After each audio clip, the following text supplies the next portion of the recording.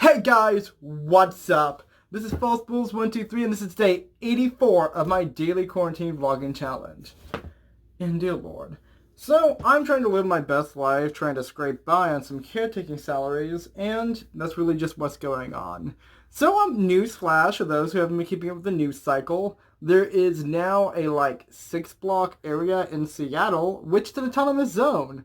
And where they're basically like, we don't need police, so fuck you. And I'm just like, okay, let's go off Seattle, live your best life. This is this year is definitely going to be in the history books, no doubt. If, we live long enough to write history books. I'm just saying, it's you're guaranteed to, exist, but, we have no guarantee that the apocalypse isn't already or going to be happening within the next few years. But until it does, and until the heat death of the universe, I'll be here making some videos for you, so don't worry about it. So, once a week, I like to do music corners. You know this if you've been keeping up on my channel, and I've been getting a little better at actually uploading my videos. I'm trying to see where I am currently with that.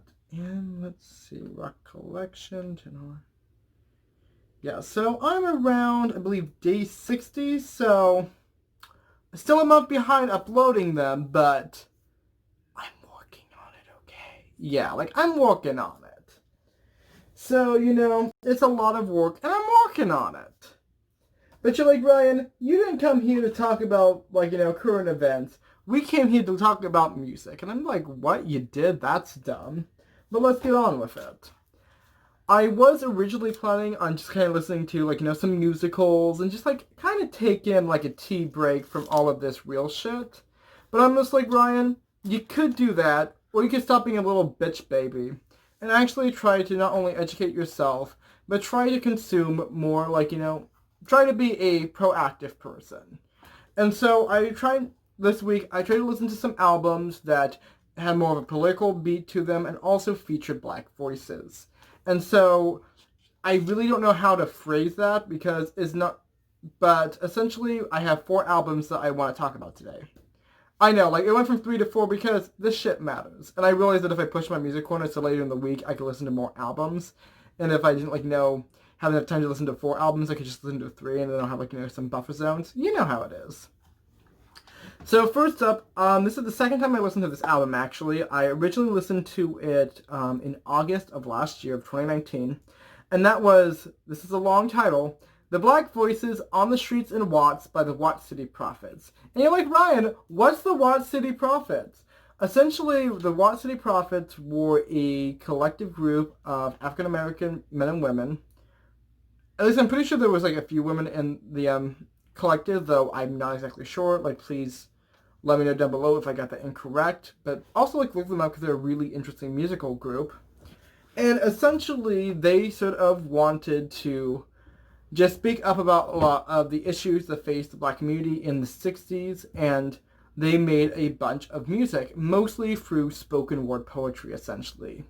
And so, the Watts City Prophets are one of the progenitors for modern hip-hop and rap music. That's actually, if I remember correctly, they were one of the first people that were actually deemed rap, even though if you listen to it today, you would not really consider it to be the same thing. It is very different from, our sort of modern conceptualization of what rap music is. And so, if you were listening to it today and if you would define it, I would probably determine it as spoken word poetry because that's the most accurate summation from, my modern perspective. But it's also just a very profound album. It has a lot of sort of just the type of instrumentation, a lot of the sort of enjambment you would hear from spoken word poetry. It's also, I believe it's also listed as poetry on the album itself, when it first came out, because, so basically, that type of thing. And you're like, Ryan, that's not music, but I'm just like, bitch, why isn't it music? Well, who are you to decide, what technically is the correct combination of words and instrumentation that defines it, So, it is just a very profound, very political work, which I really enjoyed. if like, it definitely has a lot of the feels of some of the other sort of like, black, it sounds wrong, but like, I guess, sort of like the black art that was created during the time period. So think like, your Raisin in the Sun, your like, just Harlem poetry, all of that sort of like, artistic expression is also very similar to like the Watch City Prophets in that way. It was people dealing with the same issues, expressing similar artwork that, like, still had that sort of very distinguished and very characteristic tone. And it's fantastic. It is just a great album to listen to. So, the two songs I'm going to recommend is Black Pussy, which, just that name, and it's pretty much just discussing, and it's just pretty much this, I guess, ode or rejoicement over, I guess, black femininity and sexuality, and how, like, and it's very bardy in a sense, but it's also very, very passionate. And there's also, They Shot Him, which obviously has a political tone. They discuss a lot of the tragedies at the time, Emmett Till, a few other tragedies, which, since I did not grow up in the 60s, and because I'm not a very well-versed person in the civil rights movement, we learned about it in school, but, like, I don't know the fine details. So it's like, they mention a few other things that just do not as easily, like, make the connection for me, historical-wise. But it's a very emotional piece, and it's also just very fantastic. And I feel like, oh, it's fantastic, you should totally listen to it. Like, this, like, bougie, like, hipster way. But, like, no, it's very impactful. That's a better word to use. Song. And I definitely think if you're going to be listening to music, if you're going to be listening to stuff like that, I definitely recommend it. It's a fantastic album. So, moving on, we're going to be moving on to another genre that I do not listen to that much, mostly just because I've never really cared much for it. And that's jazz. As you guys know, jazz is a very, like, popular genre. It's from the 1930s, the 40s. It was sort of one of the newest, like, when we went to the neoclassical period in music, it's one of the first genres that really came out of, like, just the woodworks from, like, your traditional, very bougie classical music. And so jazz was sort of this combination of not only African music, but also sort of the, I guess, orchestrations of Western music as well. So jazz was like one of the first genres that, like, not only really started being created in America as a distinct sound, but it was also one that was created by African Americans and primarily sang and played by African Americans. And so there's, like, a long history of jazz and discrimination and racism involving it. But it's also one of just the great cultural, I guess, gifts that, like, African Americans created, like, in America. And, wow, I'm just saying America a lot, but you know what I mean. So Billie Holiday, she was a very famous jazz singer as far as I could see. Apparently, she was one of the biggest inspirations for Frank Sinatra, which I thought was really interesting. And she had one of those very emotional voices. And one of the things I love about jazz is that jazz is sort of jazz has a very strong implication on, I guess, vocal range and very, like, classical singing. But it also allows for sort of deformities or for, I guess, imperfections in voice. Where that little bit of nasalness, that little bit of vibrato is really allowed to play along with just the other virtuosic tactics of jazz. And so I love that, like, you can have these very strong, very raspy voices that are just really, that, like, they carry the emotion of it, that the joy and soul of singing is really just part of the fabric of jazz music in itself. So, Billie Holiday seemed to have I didn't do too much research on her because I usually try to focus on the music when I'm listening to albums, but she had a pretty fascinating life, and she also got many, many awards posthumously, which I thought was interesting, that after she passed away, a lot of people realized, like, wait, this shit slaps, like, have a Grammy. And I feel it's kind of sad whenever somebody is gifted something posthumously because they can't enjoy, like, all the pretty baubles if they're dead. But I really enjoyed the album for itself. A lot of the songs were really interesting. A lot of them were a lot of the sort of common, I guess, motifs of jazz, sort of let's see, lost love and just like, I guess, nostalgia and stuff like that. And so, like, there was a lot of songs that was just like, yeah, that my bitch, like, he's a great guy, and it's like kind of sad and wistful, which is a lot of the emotions that jazz brings up. But there was also just a really, just, I'm gonna say gut wrenching, and hopefully that covers it. So Billie Holiday, she sang this song called "Strange Fruit." And essentially, it's a condemnation of lynching of African Americans, like, by white people. And it's just sort of this, like, almost poetic, like, description of these, like, trees where people were being lynched on. And how it's, like, bearing these, like, toxic, like, sour fruits of, like, hate and bigotry. And so it was pretty, like, controversial at the time that, a black singer was, like, singing about, like, the injustice of lynching. But, in the 30s, that stuff still happened, like, all the time because, like, America sucked. And let's be honest, it still does. But, like, basically, it was a very impactful, it was a very political song. And it's just, the emotion and the outrage in it is just, it really gets to you. It really just,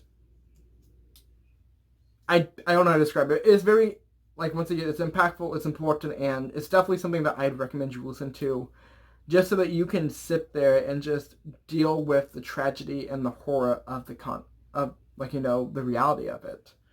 So that is my one song recommendation for it. My other one was My Old Flame, just because it was pretty, and I wanted you to listen to something that was also a bit lighter in tone than, I guess, the reality of bigotry and racism in America. So, I like the album. I'm not the biggest jazz fan, but I really enjoyed just that album. And I'll probably want to listen to jazz sometime in the future. It's just a lot of jazz just doesn't appeal to me, I guess, which is weird because I enjoy technical, I guess, instrumentation with a lot of other genres. And I like, sun jazz, but I don't know, it's never really been my thing. Moving on. So, I realized I could have probably chosen a lot of, I guess, gangster rap, which is gangster rap kind of like, what's the phrase? Derogatory, pejorative, maybe, but, it is what the genre is called. But, I just spent an entire, music quarter listening to, gangster rap in itself, so I wanted to make sure to branch out and listen to, other forms of not only music created by black voices, but also, other genres just in general, so that I can get a wider scope in sort of, the musical and cultural impact that African Americans have in our society. Because so much of, our genres that we listen to, so much of the music that is created in America has been made by the creative endeavors of, African Americans and, the black voices in our community. And so I think we should really pay respect and we should really honor that legacy that they've given us, which just so much music has literally been created by them and from them and for all these inspirations. And so I wanted to make sure that I was listening to a lot of genres that reflect just sort of that cultural experience. That being said, my third album is, I guess, gangster rap. I was looking online and they mentioned East Coast hip hop, which is probably an accurate summation, but I'm not that clear on hip hop genres because it is, rap genres are fairly complex in the difference in geography and tone and, a lot of other things. And so they are, a very broad, number of subgenres within rap and hip hop itself. So let's stop talking about the subdivisions and denominations of different genres and actually talk about the album I'm listening to. And that was It Takes a Nation of Millions to Hold Us Back, which, let's just pause and settle on that name, because I feel that is just the name itself is a profound, message that we need to internalize, that it's not one person that creates a system of oppression in America, it's all of us. It's all of us being silent and complacent in the system, and really through our inaction, causing others to suffer. And that's my Public Enemy, which literally everything, all of their naming conventions, everything like they talk about is just, it is a sucker punch to like the system of the man, and it's just, I love how profound and political it starts off just from literally the album name and their like artist name, because it's like they don't fuck around with the naming. They're just like, no, like we're seen as the public enemy. It is an entire nation is holding us back. Like it's fucking going hard, and we haven't even listened to the music yet. And you're like, wow, Ryan, stop reading into shit. And I'm just like, I'm not going to. I read into everything. I took AP Lit. Anyway, so once again, like East Coast hip hop. So you got a lot of like sort of. I'm trying to think. So one of the interesting things about the album was just its use of a lot of the elements of hip-hop music and of rap at the time. So we talked about Funkadelic, we talked about like a lot of the other sort of breakbeat and the other like sort of backing music and rap music in my gangster rap video. But here they used a lot of different samples and a lot of other really interesting elements to create a very chaotic and complex texture to the backing music. I was doing some reading on sort of how they decided for the instrumentation and for the mixing of the songs, and it went a little bit over my head because apparently a lot of people consider this album to be very like musically complex, and so there's been a lot of I guess musical thought on it. And so if you guys want to read that, I definitely suggest looking into it because it is pretty like from a musical I guess theory standpoint, like a lot of people have a lot of really deep thoughts to say about it. I'm not a deep person, so I'll just talk about it a little bit. Yeah, but like very complex, a lot of sampling, and another interesting thing was that Flavor Flav had this was sort of presented as this hype man. That's sort of the role he played in a lot of the tracks, and he had this sort of secondary dialogue that was, a lot of people call it surrealistic, and it does provide a very interesting, just sort of foil to the actual content discussed. The sort of buffer almost.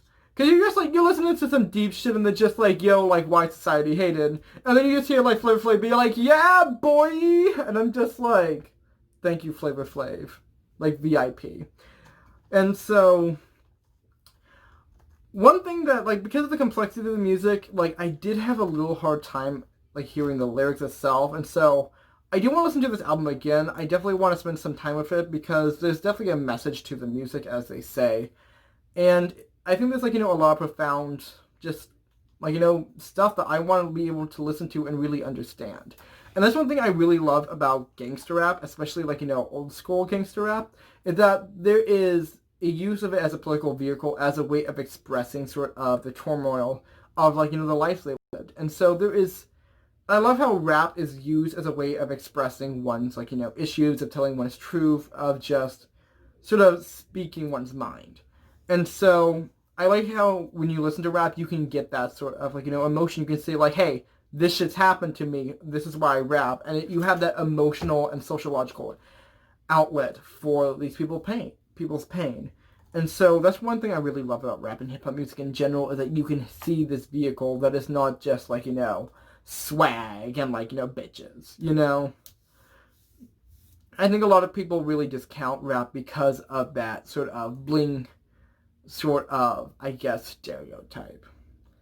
So two songs I'm going to recommend on it is Don't Believe the Hype, which we all love. Don't believe the hype. And you get a lot of that sort of scratching of a lot of the other sort of hip-hop elements through that with the actual DJing, which I love DJing. I love the sound of it, and I love that, like, DJing with, like, is so different with hip-hop than it is, like, other genres that use it, like house, just because the way they use samples, the way they use everything else is just, it is such a complex and interesting, like, genre and musicality to itself.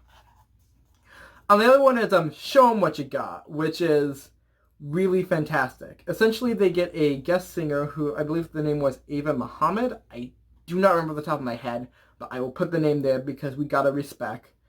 And essentially, like, while they're sort of shouting and like sort of having this very, I guess, almost like spoken word in a sense, kind of like the Watt Prophets, they have what was it? Flavor Flav and what was his name? Tenacious. I can't remember Well, I feel bad because like I just listened to this guy's entire album and I cannot remember the rapper's name, but I once again put up there. Essentially, like they have these samples that they're playing throughout the song, and then you have this like really complex instrumentality, like behind it. And so it's a very intense, in your face this beat, but then like throughout it you have this third singer shouting like these words, and you can almost barely make it out. But at the same time, if you listen to his message, you can actually hear what he's saying. And I just love that there's this complexity and this intention that you have to listen to these specific, instruments or these specific voices to really grab the true meaning of the song, which is just, instrumentation-wise, like musicality-wise, it is such a fascinating, piece. But it also has, a pretty good message, which I like, too. So, next up, I was under the giant misgiving that This Is America by, of course, Childish Gambino was a full album. And that is, Monsieur, completely incorrect. It was a non-album single, which still is absolutely fantastic. I think, if you lived in, America during 2018, I believe that's when it was produced, published, you heard This Is America. It was very popular. It was very politically, I'm not going to say controversial, but it was impactful.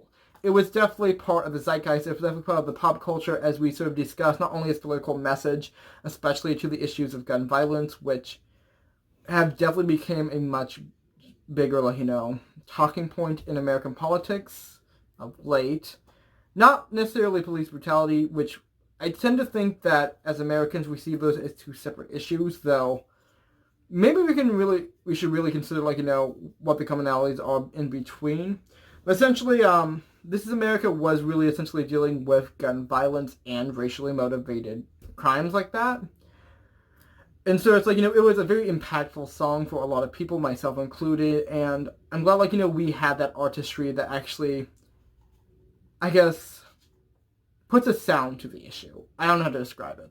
But definitely listen to that song if you have not. Mostly just listen to Childish Gambino because he fucking slaps. Everyone should be enjoying Childish Gambino. Just putting that out there, Daniel Glover is a fantastic human being, and everything he does is just absolutely perfect. So there's my rousing endorsement of an album that I didn't listen to because it doesn't exist. But let's actually listen to the fourth album I listened to this week. So I was doing my, 5 seconds of research, and I was reading how It Takes a Nation of Millions to Hold Us Back was meant to be sort of a hip-hop counterpart, that's a new word, counterpart to Marvin Gaye's What's Going On. And not the song by Four Non Blondes, by, the soul singer. And so, I believe it's soul, it might be rhythm and blues, and I really do not have the best distinction between the two genres. If you have a good way of explaining it, let me know in the comments, and you don't have to. I understand that it is my obligation to educate myself on these topics, but I would also love to hear your opinions down below if you feel like it, And so, I really enjoyed it. I've never listened to Marvin Gaye before because it's just not my style of music. I like to listen to more energizing music, and the stuff's it's very soft, it's very melodious, and it's really relaxing, actually. I put that shit on to, go to sleep. I also believe, and this might be incorrect, but I have heard that, some people put Marvin Gaye on as just sort of, making out music, because, apparently you make the heart go ba-da-ba-dum bump to call Missy Elliott. But, I don't know about that. Maybe that's a thing. Maybe it's a different artist I'm thinking about, because honestly, the only music I've ever put on to, for that type of thing is Kesha and the Romanovs, so who knows? But, I really enjoyed the, album. I thought it was pretty good.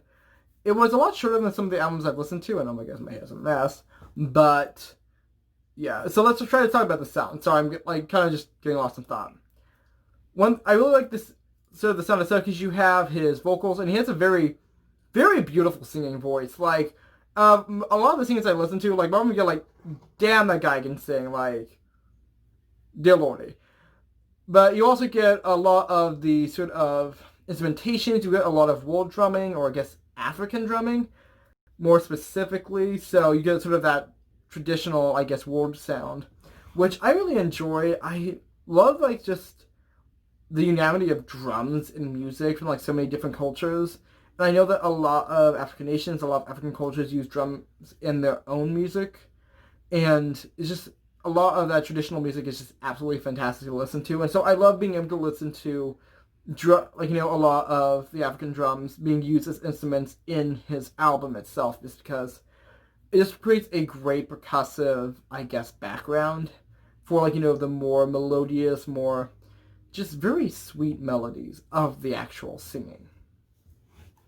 So I chose 2 songs from it, like as I always do. Yeah, that's not a bit offensive, but I really, for some reason, just wanted to quote a person of interest. And that's What's Going On, eponymous songs. We always gotta choose them because I'm fucking basic. And I enjoyed it. I thought, it had a good message to it. I don't really got much to say about it, unfortunately. And I feel like I always do a disservice to the songs I mentioned, but I want to put these out here, start a conversation, because maybe you have some insight that I don't. Maybe you have some experience because you're really into, these genres. And so you can be like, oh, here's, the influences, or here's, a lot of the message to the music. And I want to, start this conversation in my music corner. So feel free to comment down below, like I say.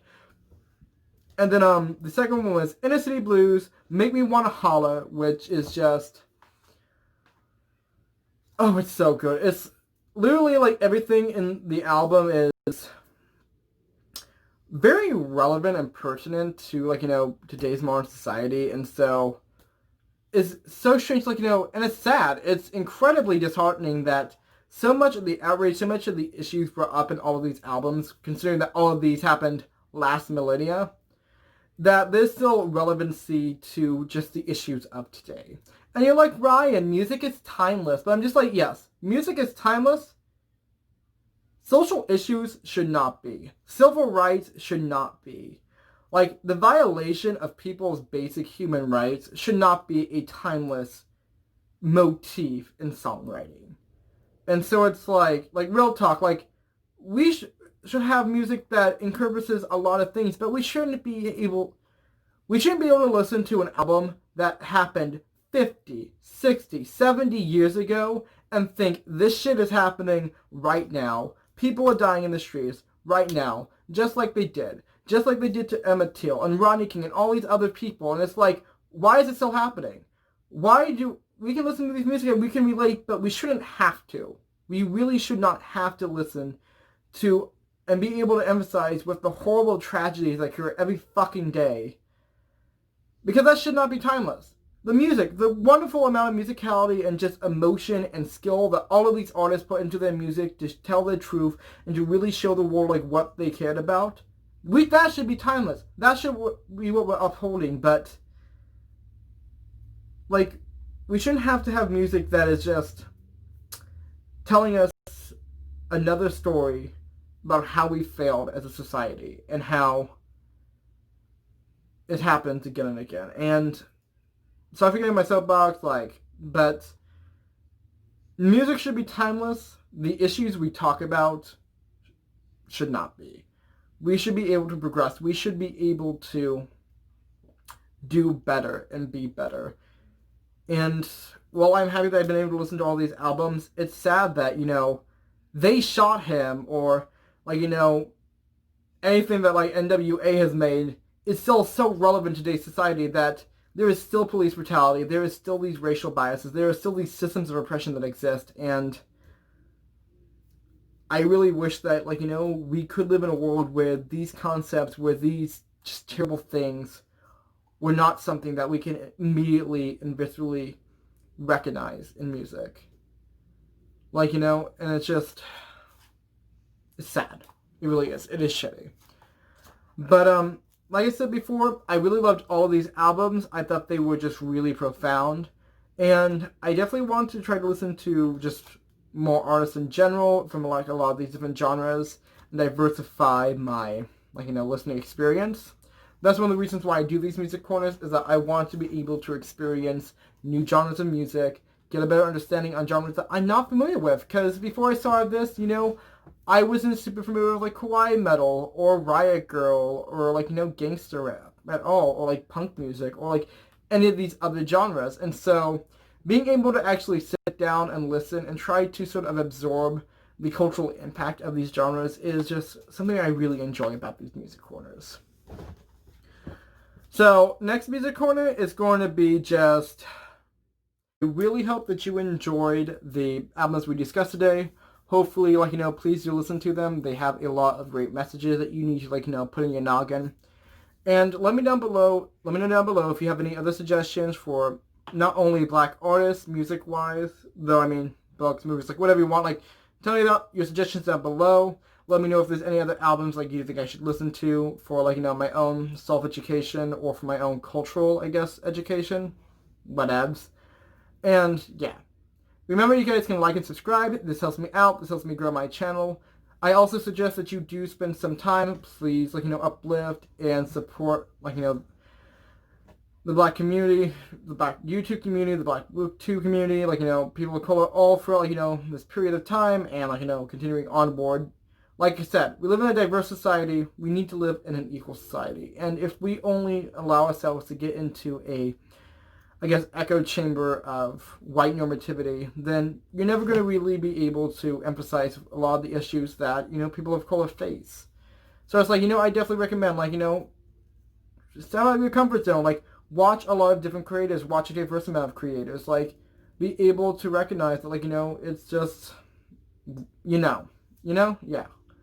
And anyway, guys, I'm going to shut up now. This video is getting kind of long, and I just kind of want to, take a nap or something, so I'm going to shut up. Remember, wash your hands, tell your ones you love them, all that jazz. And this is Falsebooles123, and I'm signing off.